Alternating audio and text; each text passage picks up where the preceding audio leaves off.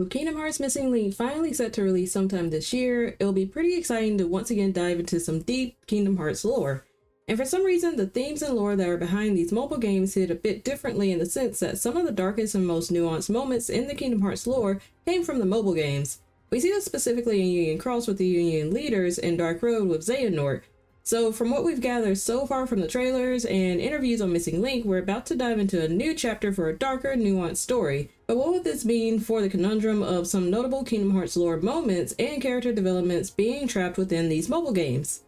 Welcome back everyone, this is your girl Empowered Muse, and today we're going to discuss what specific themes we may get from Kingdom Hearts Missing Link, why it looks like the story for Missing Link will likely be another great addition to the Kingdom Hearts lore, and the ever-present issue of these stories in Kingdom Hearts being presented in mobile game form. So from the latest update of Missing Link, we know that a second closed beta test will take place towards the end of April 25th to be exact, and will last until May 2nd for Android phone users. This beta test will still only take place in the limited regions of the UK, Australia, and Japan, so it's still a question of whether we'll receive one more fully global beta test before its release, or if the game will release sometime later this summer.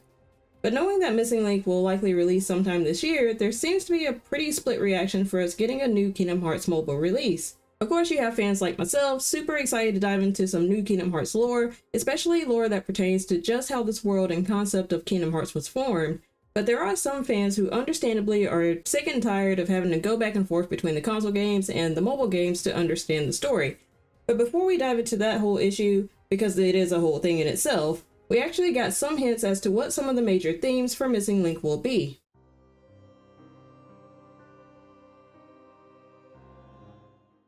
Since Kingdom Hearts Missing Link takes place after Union Cross, we might be able to take a look back at just how that specific era of Scarlet Asylum came to be. We know that Ephemer was the founder of this new city, but then just how did that city get so populated by the time Missing Link takes place, when it seemed that Ephemer built it from the ruins of Daybreak Town by himself? I think we could guess that a part of Missing Link's backstory will touch on just how many people might have come across this new city after being displaced from either escaping Daybreak Town and then returning to this newfound city, or perhaps from traveling across the astral plane from another realm.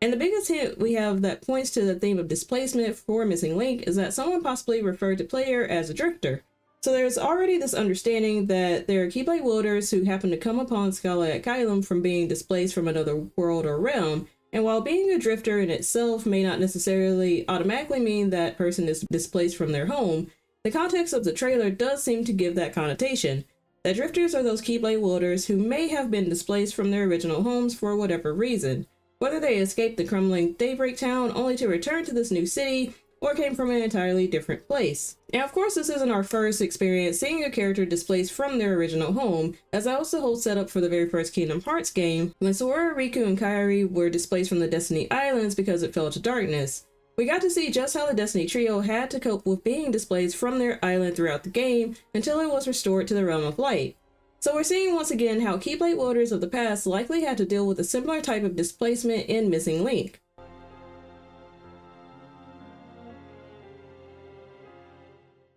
With part of the focus for Kingdom Hearts Missing Link being which Keyblade wielders came from specific bloodlines, it seems that another theme that will be explored in Missing Link is the concept of not only the ruling class with the founders, but also the concept of classism itself with how societies in Missing Link are established. So it seems that these bloodlines will be the determining factor in how societies in the Missing Link era of Scarlet Asylum are formed, with the two main branches of those societies being the Society of Successors, which is made of Keyblade wielders directly descended from Ephemer, and possibly other founders, and the Society of Non-Successors, which is made of everyone else.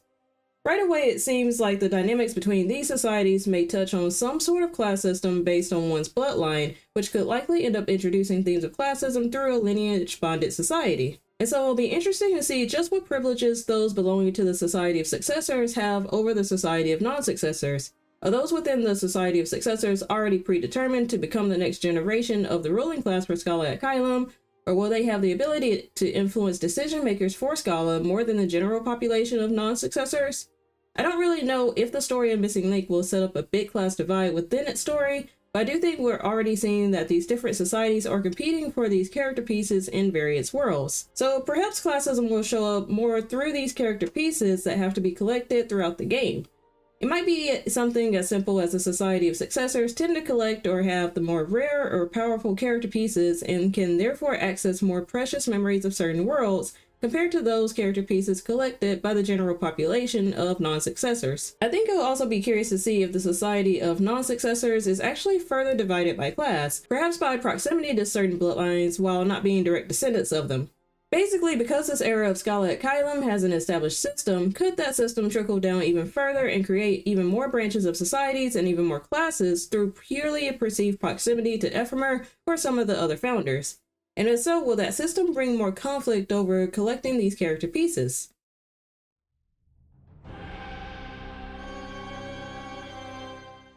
But going back to the ruling class in Kingdom Hearts Missing Link, it seems that the founders are the ones who call the shots for Scala et Caelum.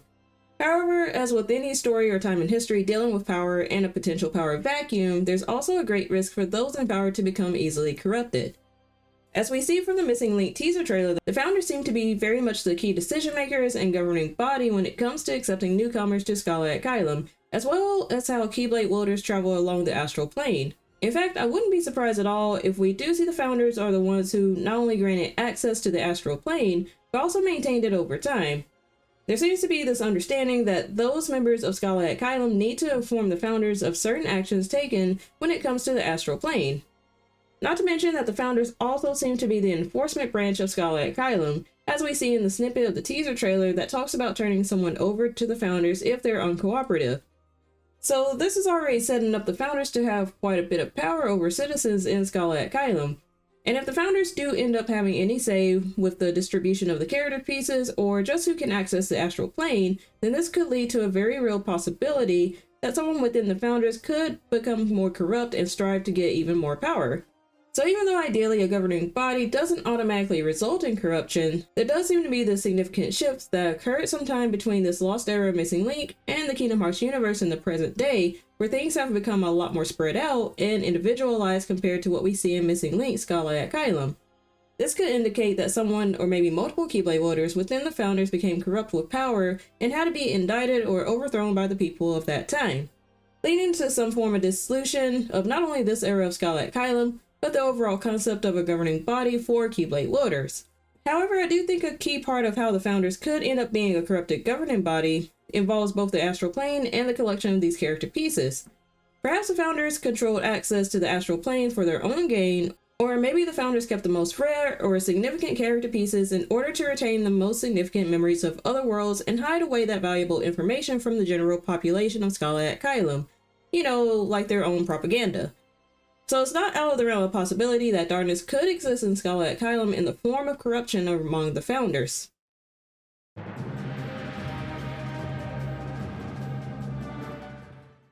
So this one is very much a preliminary theory, but with this era of Scala et Caelum being the lost era, and with the stark differences in how this era of Scala et Caelum is built compared to the present era of Scala et Caelum, I think there's a chance that we could see a mass casualty or mass displacement event towards the end of Missing Link. And again, this wouldn't be the first time we see this in a Kingdom Hearts game, since it was very much alluded to that both the Keyblade War and the fall of Daybreak Town that occurred in Union Cross were mass casualty and or mass displacement events. So it wouldn't be surprising to see something similar happen towards the end of Kingdom Hearts Missing Link, especially because the end result of this game will explain just what caused this era to be the lost era. And so I think whatever kicked off this potential mass casualty or mass displacement event has to do with our access to the astral plane. For this type of mechanism to exist in Missing Link, only to not come up in any other Kingdom Hearts game that comes chronologically after Missing Link, points to it currently being a lost form of travel for Keyblade wielders. Although I imagine we'll see some form of it again in Quadratum in the Lost Master arc, if not early on in Kingdom Hearts 4, but I think part of the mystery we'll have to solve is how could those in the Kingdom Hearts reality access it once more? I think another clue that hints at this era of Scala et Caelum being lost or displaced can be found when looking closely at both Scala et Caelum in Kingdom Hearts Dark Road and the more present-day Scala et Caelum we see in Kingdom Hearts 3. So in the graveyard scenes in Dark Road, we see the front row basically represents Erika's and Xehanort's classmates that have perished, but we also see that there are plenty more headstones around and behind this row. We also know from Dark Road that not much time passed between the end of Missing Link and Xehanort's time in Dark Road, maybe about 13 to 14 years from his infancy, when an old player took him from Scala to raise him on the Destiny Islands. So whatever happened to the missing link version of Scholar Asylum caused enough alarm for Xehanort to have to be removed and raised separately for a period of time. So while other Keyblade loaders return to the more present-day version of Scholar Asylum, there's a chance that something caused Scala's overall population to be significantly reduced by the beginning of Dark Road. So while we'll very likely get just as great a story in the upcoming console games for the Lost Master arc, there's this feeling that some of the best plot points in the Kingdom Hearts story have been in these mobile games. And not only are these plots within these mobile games, but they've also shown to be very important to understanding the overall lore of Kingdom Hearts. So while they're not absolutely necessary to enjoy the console games, they've absolutely been necessary to fully understand what's going on with certain characters like Ventus, Strelitzia, Marluxia, or now Laurium, and Larxene, or now Elrena. But honestly, in the grand scheme of the Kingdom Hearts releases over time, this is kind of an improvement from the multiple console release issue that we experienced with the OG versions of the games. If you remember, until Kingdom Hearts releases 1.5 and 2.5 Remix for PlayStation in 2017, all of the non-numbered games were released on different consoles, so a lot of the story was locked for a little bit and had to be compiled in forums like YouTube, forums, and wikis until Square released an HD compilation of all the games so far on one console.